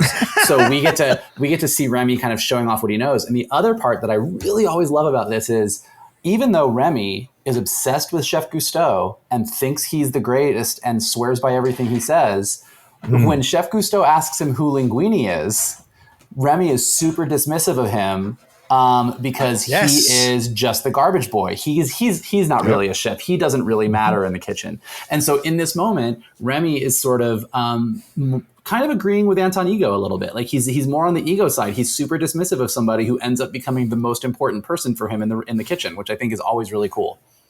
It's nice. It's a nice twist in perspective, isn't it? Because he was the guy that everyone was saying, "Oh, you can't cook. You're a rat." And here he is looking at this human being, going, "You can't cook." Although in this case, even though he shouldn't be as dismissive, he is right about how badly he is in the kitchen. Yeah. By the way, the other thing this scene reminds me of is it totally reminds me of Goodfellas. It's like the narration of Henry Hill as he's describing how the mob works and what each of these people's jobs are. And what's funny is when things like that are done well, they're actually really, really fun. Oh yeah. And by the way, so this is called the Brigade system, and this was developed by Escoffier, who is the famous French chef where all of this stuff comes from. And one of the things I was thinking about a lot, I have always thought there's a real connection between restaurant work and filmmaking. And the reason is that there are these things that seem romantic when you see them on the outside. You see these beautiful dishes, these beautiful restaurants, you see these great movies with these movie stars that are very exciting and thrilling. But on the inside, they're made by a bunch of hardworking craftsmen who are busting their asses on a day-to-day and always behind schedule, frequently underpaid, super stressed out. And it's just, it is very much a workman's job to make the thing that seems elevated and romantic. And kitchens, man, and particularly at this time, with all the things I've heard about people who came up in French kitchens, saying it was abusive was an understatement. There was tons of screaming and yelling, and you're in a 120-degree kitchen. And if you didn't, like the way that you stirred the eggs, like, you're doing a circular movement. It has to be in a figure 8 movement. And they would stand over people and yell at them until they did it exactly perfectly right. Because part of the job, particularly in these high-end restaurants, is you have to reproduce the chef's dish exactly the same time every single time in the right timing. It is not romantic and fun. It is hard, bust your ass work over a hot stove, And what's happening, of course, because in good Pixar movies, you're never just doing one thing at a time. You're doing many things because as we're hearing what's going on and what each of these jobs are, we are seeing Linguini knock a pot with his mop and then start to try to fix it. No, this is terrible. He's ruining the soup. I love Remy's horror at this moment. Yes. Like watching Remy be super horrified at what Linguini is doing is so funny and so true to his character. Like it's like he's watching the worst, most violent attack he's ever seen in his life. Like he's so horrified. Because it's the art that matters. That's what's important. And just as he's going, like, you know, and I love that he turns to Gusteau and says, "It's your restaurant. Do something." "What can I do? I am a figment of your imagination." And then just as he's getting completely panicked, he falls through that skylight and lands in the sink. And this whole sequence is just amazing. The terror of where he is, running, scrambling away from the flames, away from the knives, away from everything that's happening. And it's kind of a tour of the kitchen. Mm-hmm. And it's so amazing that you would think they should make a theme park ride out of it, which they have. There you go. This is basically what the Ratatouille ride in Disneyland Paris and coming to Epcot this year is. It's basically a theme park version of basically this part of the movie, which is super fun and kind of a modern day Toad's Wild Ride because it's such a fun dynamic sequence. Someday I want to go to Disney in Paris. It seems like it seems silly, but like I want. Well, you know, when we went in the rain, it was a great time. John and I did Disneyland Paris together many years ago when we were when we studied abroad together. Yeah. We also, I think that was the first time we slept in a bed together was in our Paris hotel. Yes, wow. But nothing happened. Don't get into I assume there's a plaque on the door of that hotel room, right? I wish. The only thing I remember about that, because we went to Paris when we studied at Florida State. We went to Paris for like 4 or 5 days, and one of those days, a bunch of us went to Disneyland Paris. But the only other thing that I remember about that hotel room, aside from you and me sleeping together, is that we were getting ready to go out to meet everybody else to go on a tour of the city, and we were like had the TV on, and the only thing that we could find that was good was Batman the animated series, but it was all in French. So we just watched Bruce Timm's Batman in French, and we were like, this works. I kind of know what they're saying. It's fine. I think I've seen this episode before. That is hilarious. And then as Remy is now, all he wants to do is escape, and the window gets closed. So he is not going to be able to get out. But Linguini tastes the soup that he's been working on, gags, spits it out the window. Now the window is open again. And now we get a classic choice, which is freedom, fix the soup. You know what this reminds me of? This is Bruce Willis going back for the Gimp in Pulp Fiction. You know, the door is open. Funny. He stops. He could leave. Yeah, he could leave. And he stops. Yeah. And I love my favorite moment because he throws a couple of little pepper in it, throws little seasonings, and he's walking away, and then he starts shaking his finger. It's that the finger is so good. It's so good. Because you see, he's got an idea and he can't stop. I always get floored by really good character animation because you really think of all the little things they have to know. Because it's not just the finger. I love the finger. It's when I said to my brother the other day, I was like, I love this finger moment in Ratatouille. So I'm glad you called it out. But it's also the head tilt. When you do the finger, you also tilt your head, angle it away from the finger, because when we all do it, it's a thing that I don't know where we all learn, but you go, no. And you also turn your head away. And the fact that they get it all perfect, and he's turning back around, it's like, you know, you're like, oh, that's great acting, except that somebody actually had to figure that out and draw it, and not draw it, but like animate it frame by frame by frame in the computer. And it always fascinates me. Well, and this goes to, it's, you know, what we say over and over again, it's all the little things. Would this scene have totally worked without the finger wag and the head tilt? Totally. It would make sense, but it wouldn't be as good. Remy, what are you waiting for? Is this gonna become a regular thing with you? You know how to fix it. This is your chance. And I love the way it's animated as he's leaping over the pot. He's throwing the leeks in. That's, you know, it just is, it's great. It's great to watch. And then he's just finishing up. And then suddenly, as the camera is spinning around, and just at the end, we reveal Linguini. Just staring at him like, what in the actual fuck am I looking at right now? And I love that Remy freezes and then drops that last ingredient in. Yeah. And it's just as Skinner comes out, you know, because demanding the soup. The soup! Where is the soup? And Skinner thinks because he's holding a ladle that Linguini has been cooking. You are cooking? How dare you cook in my kitchen? And he's yelling at him, not noticing that a dude has already put a bunch of soup in a tureen, and he's heading out to the crowd. And Skinner runs out into the restaurant yelling, and then everyone is staring at him. The number of embarrassing Skinner moments in this movie are are hilarious. They're great. It's great. They're so great. But I also love, it's that moment of like, those doors from the kitchen into the restaurant are a point of no return. Whatever happened in the kitchen, like once it goes out there, there's no going back. You can't go out there and take it back. You can't go out there and it's done. And like, this is the first moment where that happens, where like the soup goes out the door and okay, we'll see what happens. Linguini, you're fired! F-I-R-E-D, fired! He wants to see the chef. And as the soup has gone out, Colette walks over and she tastes the soup. And that is the first reaction we see that, oh, there's something special here. What did the customer say? It was not a customer. It was a critic. Ego? Soline Leclerc. Leclerc?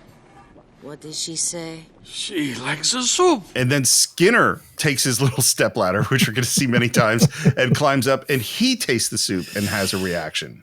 And Skinner has already told Linguini that he's fired when he found out he was cooking. You can fire him. And Colette, who we should say, again, it's another shocking voiceover. I always forget. Janine Garofalo. Yeah. It sounds nothing like her to me. At all. And it's fantastic. Leclerc likes it, yeah? She made a point of telling you so. If she write a review to that effect and find out you fired the cook responsible... He's a garbage boy. Who made something she liked. They all do a fantastic, because even Ian Holm, I didn't know that was Ian Holm the first time I watched it. Like, I was like, who is this? And then later I was like, what? Yeah, well, usually when you cast someone, you're kind of casting them because you want that vocal quality. And with this, it's such an interesting thing, because even with Brad Garrett, we were saying this, like as Gusteau, like everyone's playing these roles that like isn't what they would typically play. And it doesn't necessarily sound like what we expect them to sound like, but they all are doing like great voiceover work. How can we claim to represent the name of Gusteau if we don't uphold his most cherished belief? And what belief is that, Mademoiselle Tattoo? Anyone can cook. This movie is broken down, as we know from the very first scene in the entire movie. Do you believe Gusteau or not? Yeah. And Anton Ego does not. Right. And Skinner does not. And this is the first moment where we get to know about what we learn about Colette right away is that she believes with all her heart in what Gusteau says and that anyone can cook. And that's why you have to keep Linguini. Right. I wanted to ask a Steve Morris question. Oh, okay. When does Colette start to feel a connection? I don't mean romantic connection, but a connection to Linguini, because she too has been doubted in kitchens. She too has been questioned. She too has been kind of bullied, which she references later on in the back and forth with Linguini. Is this the first moment where her standing up to defend him? She could have easily not said anything, but she stands up to defend him as a vocal, in a vocal manner, to help Linguini keep his job. So does she sense, I've been bullied like this before. I've had this experience when I was a young kid coming into a kitchen. I don't want someone else to experience that. I am so glad you asked this question. I think it's a great question. And I've been thinking, I think for me, Colette is the most interesting character in the movie. I think she is so interesting. And I think this is one of the key things, because she has this hard exterior. Yeah. Because she's had to. I think this is my feeling. I think she was as inspired by Gusteau as Remy. Ah, great. I think that she had such wide-eyed belief, and she got her life's dream to start working at this restaurant, maybe right after Gusteau died. Like, I don't know that she ever got to meet him. And what she found in place of being this wonderful romantic thing was this really harsh, terrible thing with this boss that is awful. And she has had to suck it up to like just continue to fight for this dream. And so she's gotten this real hard edge. And I think the moment that you're talking about is when she tastes that soup. I think when she tastes that soup, she has an experience of the thing that she says later on, that every recipe must have something unexpected. She has the experience of like, oh, this is what it's about. This is why I came here, you know? I think that's all true. Although to answer John's specific question, which is when does she feel a connection with Linguini? I think you are right. I think everything you said is right. But I think what happens when she tastes the soup is still more tied to Gusteau than Linguini. Yeah. What Gusteau says is anyone can cook. So she's going to defend the garbage man. Right. Because he made soup and that soup was good and the critic liked it. Yep. And this is what Gusteau said and this is what I believe. I think it's we'll get to it a little bit later, but when Colette kind of thinks she's teaching Linguini how to actually work in a kitchen, but is actually in reality teaching Remy how to cook in a kitchen. At the very end of that scene, Linguini says, "Thank you for teaching me everything," and she says, "Thank you for listening." And she also says that you're one of us now. Yeah. And so I think that scene, them spending that day together and him actually listening to her, is when she actually connects with Linguini as a person separate from her ideals about cooking. Yeah. Is what I think. Right on. I totally agree. And right now, Skinner is agreeing to hire him as a cook, but it's really to set him up to fail. You will make the soup again, and this time I'll be paying attention. Very close attention. They think you might be a cook, but you know what I think, Linguini? I think you are a sneaky, overreaching little... And just at that moment, what does he see but the rat? And man, they all go after this rat with all like one guy's got the blowtorch and cleavers, and I mean they're gonna kill this thing. And they manage to get it in a jar, and they tell Linguini to go take it away and kill it. We're outside. Linguini bobbles the jar again. Tiny little bits of physicality that are fun. Jumps on the bike. I love the way he rides the bike, and he heads off to the Seine, and we see Notre Dame in the distance. The look of this is so gorgeous. Yeah. This is actually when Brad Bird and his wife and some of the producers were in France, and they were kind of like walking around and doing a tour. They were coming home from a restaurant one night, and they were walking along the Seine, and they basically were exactly where Linguini is here. And they were like, man, this is so beautiful. We should have something in the movie that takes place here. We don't know what it is.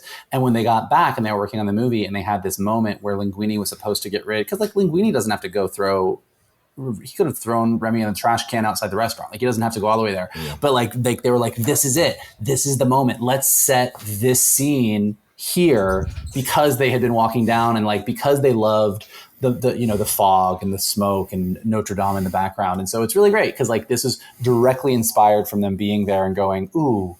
It's almost like being on location, but the animation version. By the way, the person that I heard them talk about the most is a woman named Sharon Callahan, and she was in charge of lighting and color. And a lot of this came from her. You know, like they lay out and they do animatics and create all the action and the character design and all that. And then there's this layer of color and lighting that comes on everything. And that's the area for me where I feel like Ratatouille is just this huge leap forward. And now we have this scene with Linguini talking to a rat in a jar. Don't look at me like that. You aren't the only one who's trapped. They expect me to cook it again. And the rat in the jar, as he's asking questions, he's saying, what did you throw in there? Oregano? No? What, rosemary? That's a spice, isn't it? Rosemary? And we're watching Remy, who is reacting and nodding to all of this. He's cowering. He's cowering, but reacting. Yeah, because it's, he doesn't know if he's going to kill him or not. But yeah, he's like, he can't help but answer the question correctly in that moment. Andy can't help to be a little bit of a snob over the guy who doesn't know if rosemary's a spice. Yeah. And I love the fact because you have the slow burn of it takes Linguini a long time to realize that the rat can understand what he's saying. Yeah. Linguini is not the smartest guy. No. He's lovely. He's very sweet. Not the smartest guy. Have you been nodding? And he nods. So I'm not crazy. Wait, now you think the rat is understanding you as a sign that you're not crazy? It seems fairly crazy. And now Linguini starts to come up with an idea. You made the soup. I have to make the soup. They like the soup. I also love, as he's sort of realizing that Remy can talk, he has this moment where he says, I can't cook. And Remy like agrees with him. And he goes, but you can. And even though he is near death and could be thrown in the Senate any minute, he goes, you can cook. And Remy kind of goes, and he goes, okay, let's not be modest. Like, it's like even Remy's like, oh yeah, thank you so much. But I dabble. His body language is doing the dabble moment. It's so good to me. That's awesome. And I love the moment where he goes, yeah, this could work. Hey, they like the soup. But he sweeps his arms and knocks Remy into the Seine, jumps in after him, cut to them, him out wet. Yeah, it's a great cut. It's a really good, like, as opposed to like actually like seeing them fall in and having him crawl out. It's a great comedic cut where you see them fall in and then you just like do the cut and he's sitting there. It works way better. It's way funnier. And now Linguini thinks they have made a deal, and he kneels down into frame and he opens that jar, and Remy looks up at him and then runs away. And I love the way they film this moment, that we're with Remy under this bridge. We're back with Linguini looking, and he sighs and he knows that Remy is gone forever and he's probably going to lose his job. And he gets up and he starts to walk away. And then slowly Remy comes out of the shadows. It's a great the buddies come together moment, you know? It's a great buddies come together moment. And usually with rats and glowing eyes, it's used for like menace, or they're scary, or like even at the beginning of the movie when we see the rat in shadow and its eyes are glowing. And this moment, you see his eyes, the glimmer, like the sort of like the light reflecting off of his eyes while he's still in the shadow under the bridge before he fully comes out. But it's this actually like really good positive reveal. It's this, you know, I'm not going to run away. I am going to stay here with you. And I just think it's really, really just lovely. We end up at Linguini's apartment. And I love one of the things I think they do so well is the mix of, it's like garbage and art. It's rats and fine dining. It's Linguini's dirty, shabby little apartment, and this window that looks out onto Paris and the Eiffel Tower. You know, it's mixing these things constantly. And from this, Linguini is so lovely with his rat that he calls Little Chef. I love the name Little Chef. It's really cute. It's an immediate title, right? Because the rat's never been in that kind of kitchen before, only made one soup. But he wants to give him that kind of respect and that honorary title of calling him Little Chef, which is cute. And it's great because, I mean, by doing that in a really subtle way, I mean, look, Emile accepted Remy for who he was, but didn't fully appreciate who Remy was. Right. And Linguini is the first person ever that understands how good Remy is. And just without even really giving it a second thought, completely respects him, completely accepts him as a chef, and calling him Little Chef is him just automatically right off the bat going, I don't even think this is weird. I fully accept that you're way better than I am at being a chef. And he's the first person that's ever done this in Remy's life. Have you guys had that experience, by the way, where the first person that really like looked at you and saw the thing that no one else had seen? Yes. I thought you meant, did I ever like live with a rat? I live with rats all the time. My house has had rat problems. Really? Oh yeah. Shit. You live in a 100-year-old house that's made out of wood on a hill, you're going to have rats. Michael has that with everybody, though. Michael, you should ask the reverse. Has there ever been anyone who didn't believe in you? I think that's the one. That is very, very sweet. And also somewhat accurate. Fuck you. Somewhat accurate. I can't. Well, I was going to say, I wasn't going to say that. I wasn't going to say that. I have been very fortunate to have really good friends like both of you who have always been very supportive of me. I actually don't. I mean, I think like mine would be like my dad. Like I think when you ask the question, what I think of is when somebody asked me the other day, like, when did you start drawing? And I don't really remember, even though I don't draw professionally, I draw for fun and I really enjoy it. And it's one of the reasons I love animation.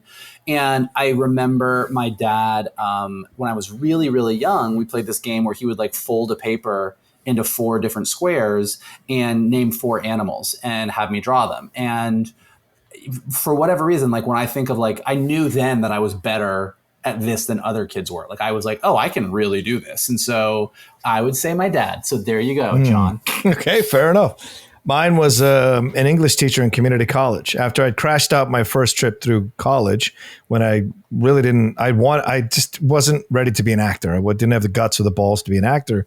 So I tried doing international studies because I was Model UN. I thought, oh, this could be a nice transition.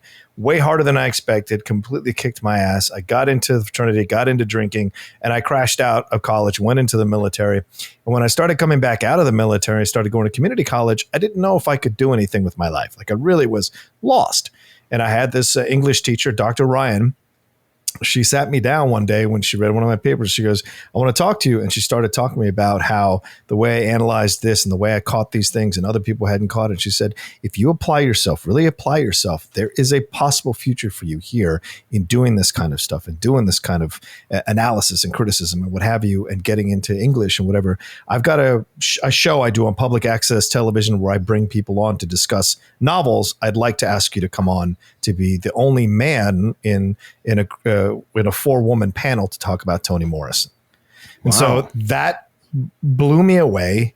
And I went home and I think I almost got emotional, to be honest with you, because I really was, my later 20s, I was really lost. And she was one of those people that was like, I believe in you. You need to believe in yourself. And she helped me through that whole semester at a community college, put myself back together, put my belief back together.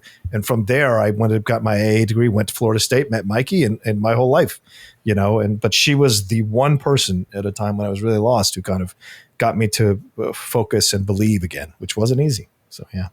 Mine was doing theater in college, and I had directed a play, I'd written and directed a play, and it was getting the, I think I felt more seen having people see my work than I ever had felt being an actor on stage or anything like that. And it was honestly hearing people.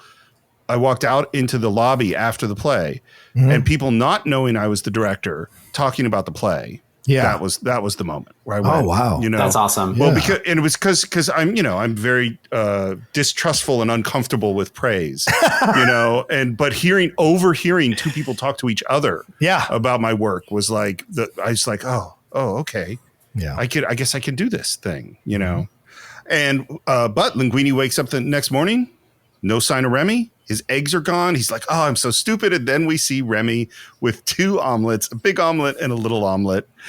And first of all, from everything I've heard, that is one of the main tests. If you're trained in French cooking and someone wants to test if you know what you're doing, make a classic French omelet. That is a really hard thing to do. Wow.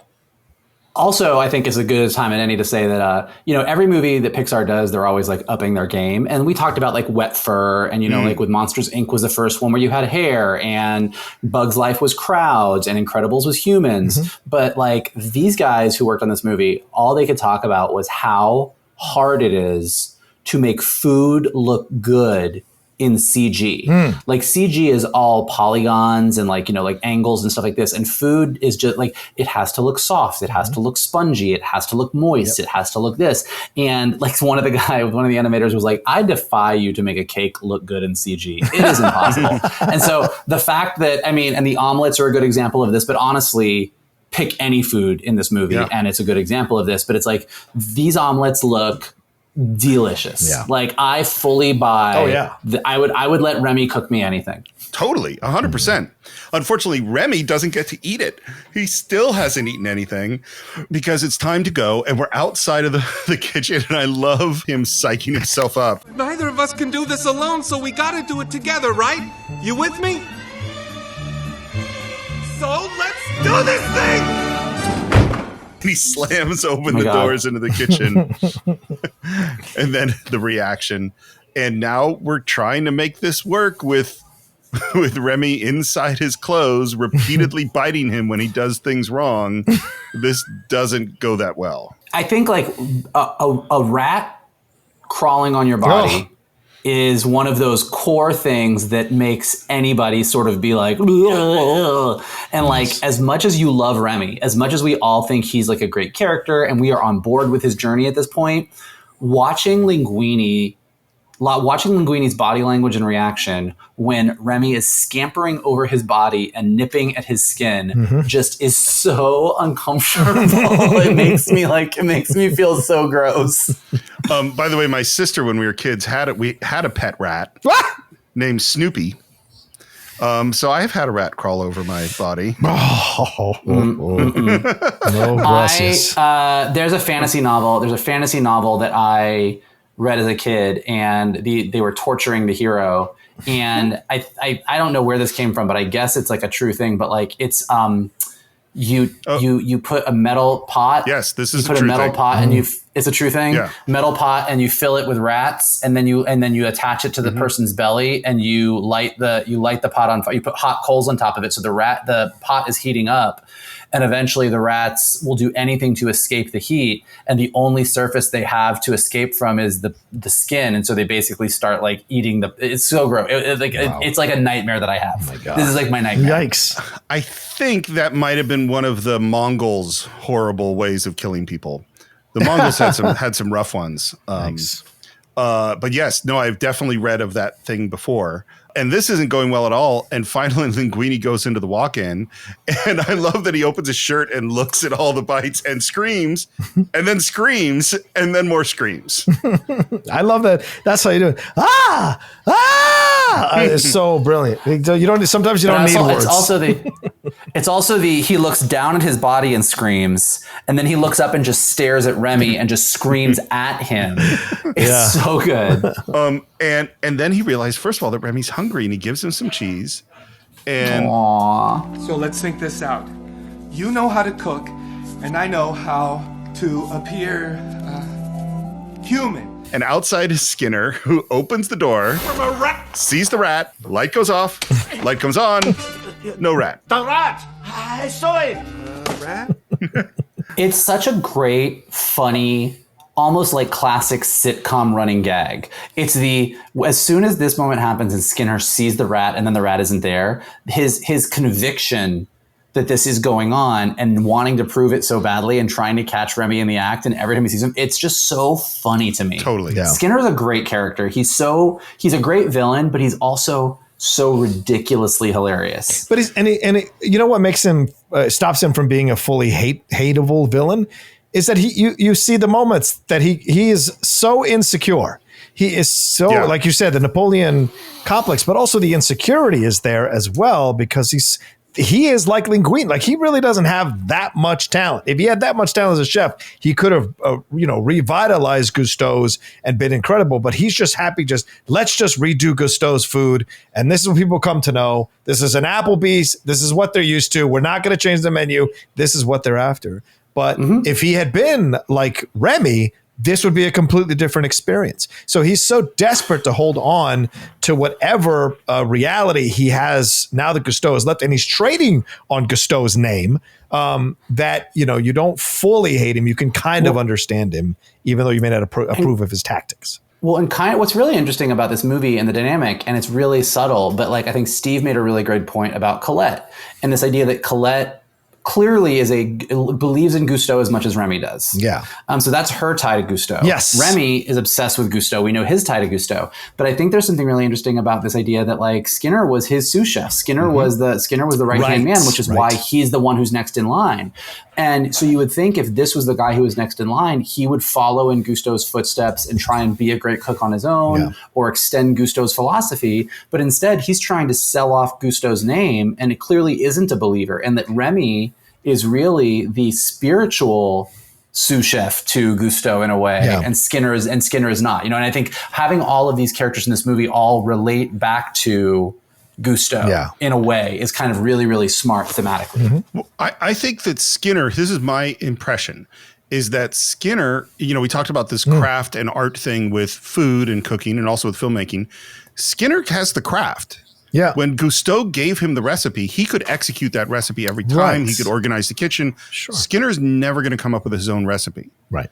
He's never going to come up with a new dish. And that means that, because in these restaurants at this level, they got to be doing something new. Like there's what was at one point known as the greatest restaurant in the world is a restaurant called El Bulli. Taco Bell? Look, Taco Bell's delicious. El Bulli in Spain, which is kind of where the ideas that we would call molecular gastronomy came from. Mm-hmm. But they would have one menu, and they would serve, that's what they'd serve. And then they would close down, and then they'd spend months researching and coming up with the new menu. And then they would have the new menu. Yeah. And that was and every year was going to be different until the restaurant closed down like 6 or 7 years ago. And that's what these really high-end restaurants, they have to always be innovating and always be coming up with new stuff. And that is not Gusteau's. Mm-hmm. Gusteau's is serving the same old stuff. Well, that's why he's defaulting to doing frozen food. He's parlaying that so he can have some secure money stream because he can't be inventive. So he defaults to that kind of base level. And he has the arrogance to be cocky about corn dogs and say it's something American and blah, blah, blah. Here you are making racist foods and putting, racist caricatures of Gusteau in those outfits. You can just say racist food. I think that's okay, accurate. fine. Racist food is good. All right, fine. But yeah, it's just ridiculous. So yeah. But the reason that Remy has disappeared is that Linguini has put him on his head in his chef's hat, which is called a toque, by the way. And we walk out, and as we're moving out, suddenly right in front of Remy, he sees dishes, a waiter with a huge platter of dishes going right towards him. He pulls Linguini's hair, and Linguini does this ridiculous limbo move to get under the dish. I love the look from the waiter at Linguini after what he did. And Linguini gives this awkward laugh, and we go into the office, and Linguini asks, "How did you do that?" And Remy is holding his hair, and he lowers him, and Linguini's shoulders drop, and then he lifts up one side, and an arm goes up, and I love Linguini's line. "That's strangely involuntary." This is like, my brother and I were just talking about this because as we were watching Ratatouille. This is the stupidest idea in the world. This is so dumb. It makes zero sense logically. It's just weird. It's something that absolutely unequivocally should not work. And it's amazing. It works so well. And again, I think it's because you have this sequence where you sort of illustrate the rules. You see what he's doing. Yeah. And then we go into, as opposed to just being like, okay, let's kind of move past this and it's weird, so let's just do it. Then we just like watch them do this for the entire evening. Like they go home and do this all night long. Yeah, it's a classic training montage. Yeah. You try to do stuff, fail, try to do stuff, maybe a little better, try to do stuff, succeed. What's funny about it, and again, it's like the skills of actually learning how to use a knife, that's like years of practice, much less doing it while holding someone's hair. But you're totally right. It totally works. It's really fun. And then we go back to the kitchen and we see him working perfectly at his station, and he has recreated the soup. Congratulations. You were able to repeat your accidental success.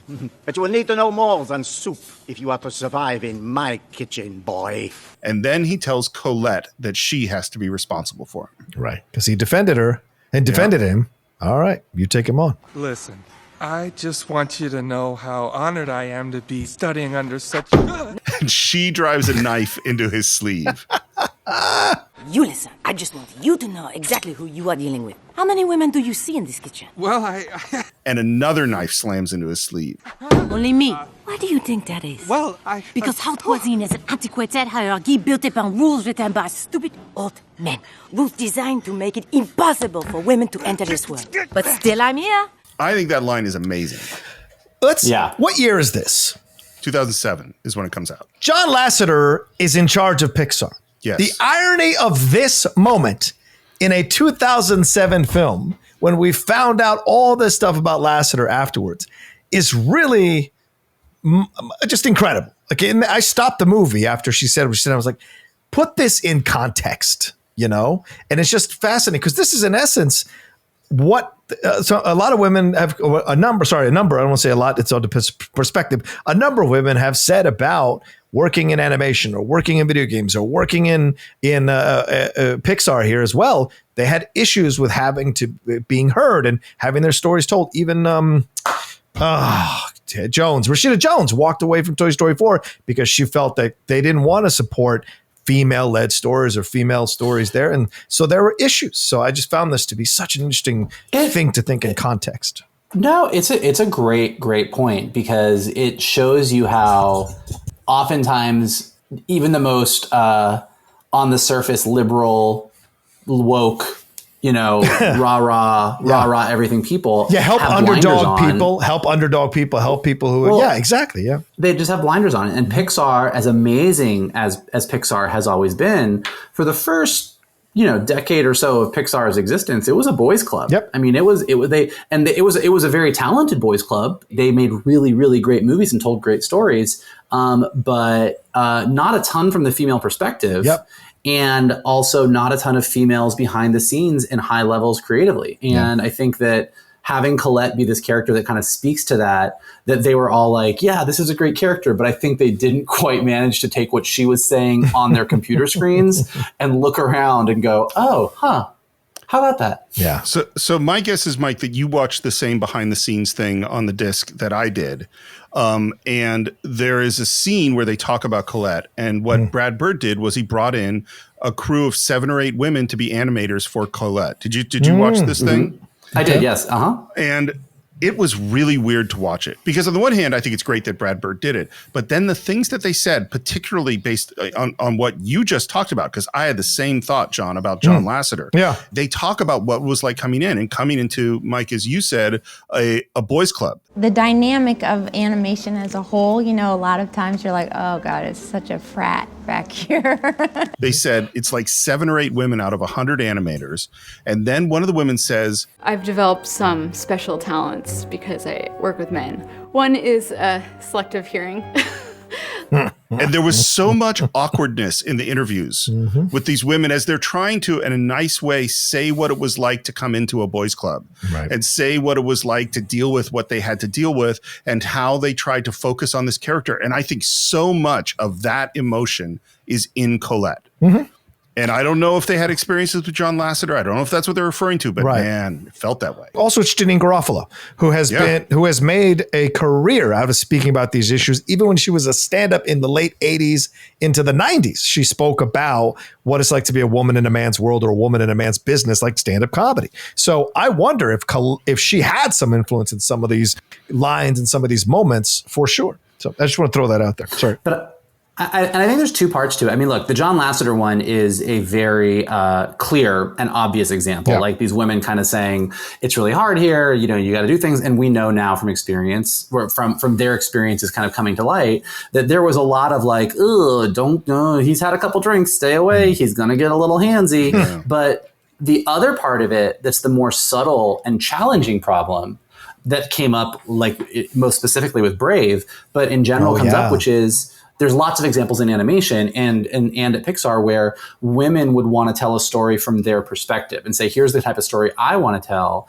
And because it wasn't the experience that a lot of the male directors and storytellers had, they didn't relate to that experience and therefore said, I don't think that's a universal story. I don't think that's a movie. And so without even intentionally trying to be misogynistic, without being like the obvious, like, I'm gonna keep the women down. There's just this level of, I don't actually understand the story that you're trying to tell.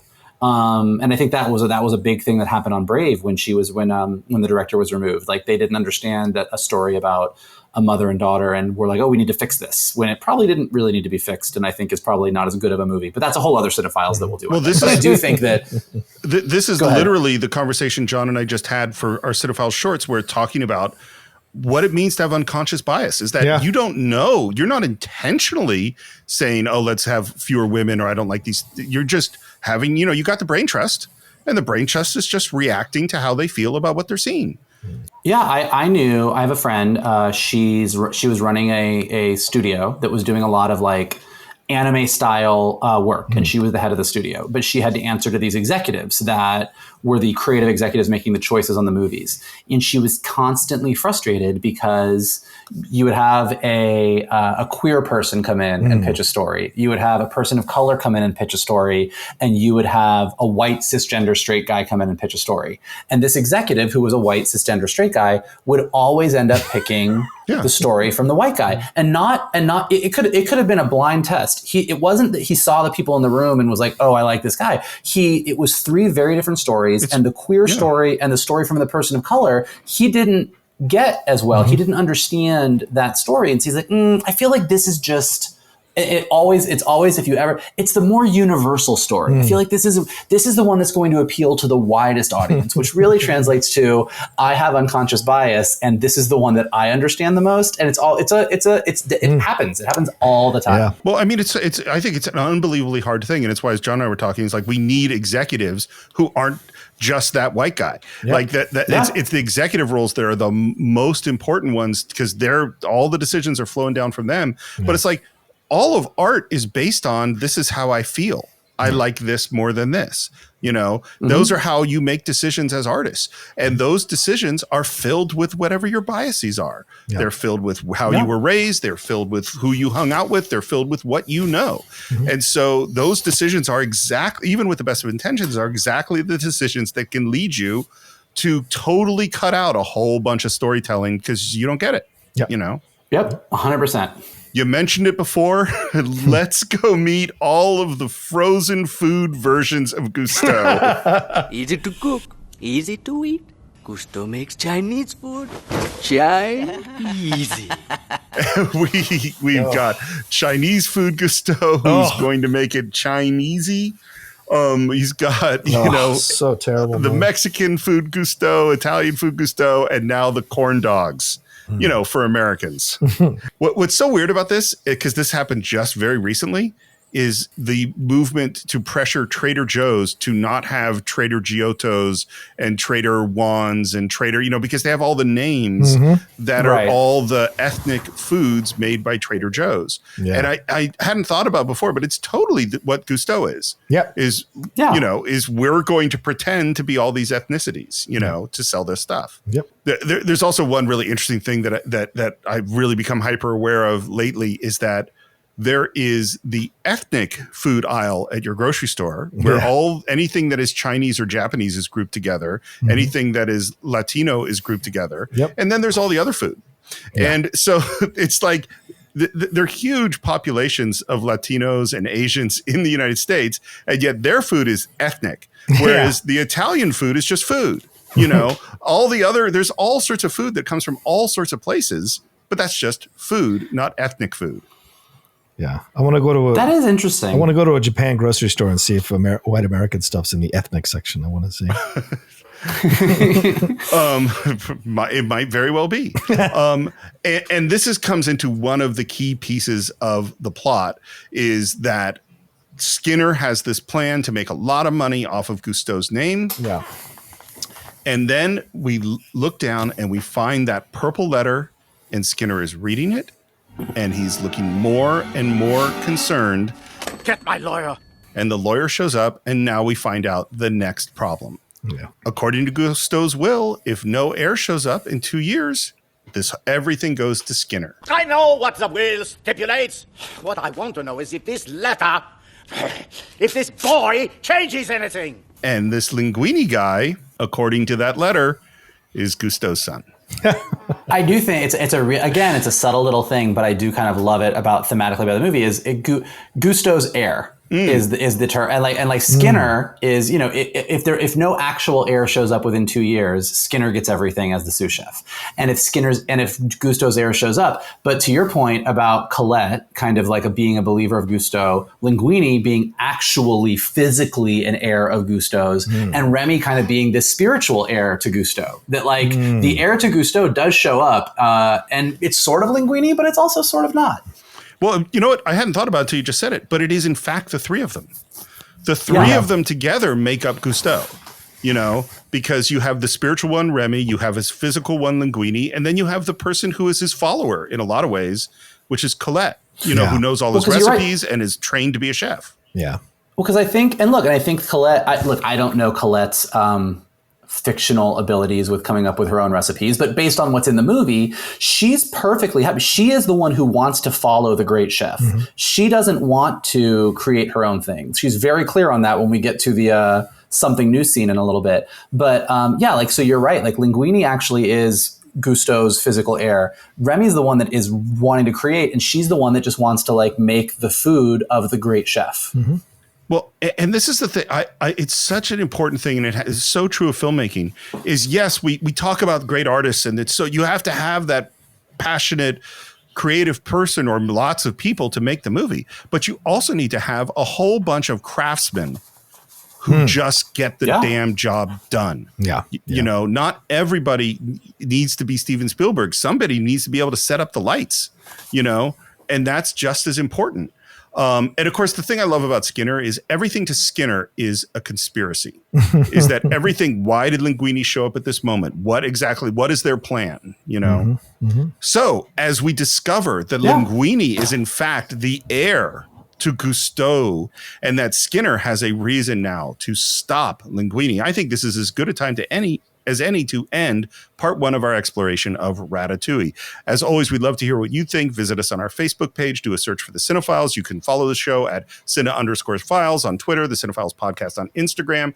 Please subscribe to the show if you haven't already on Apple Podcasts or Spotify or YouTube, where you can leave your comments. Please leave reviews on Apple Podcasts. You can buy Ratatouille or any other film we've ever reviewed on cinephiles.net, and you can support the show on patreon.com/thecinephiles. And of course, you could reach me at SR Morris on Twitter, SR Morris1 on Instagram, and you can listen to my other podcast, Enterprise Incidents, if you're a Star Trek fan. John, how would people reach you? You can always find me at The Roca Says on Twitter and on Instagram, on Twitch and The Outlaw Nation. And of course, my YouTube channel, youtube.com/John Roca Says. And then on all the other podcasts I do with my brother over there, Michael Vogel, the Geek Buddies, and also the Top 10. And Michael Vogel, this is such a fun conversation. When we started, I almost said to you, let's try to keep this to one part. But obviously, there was just so much to talk about. It's been so much fun. Thank you for coming on again. Thank you guys for having me. As John will tell you always, I'm not succinct. You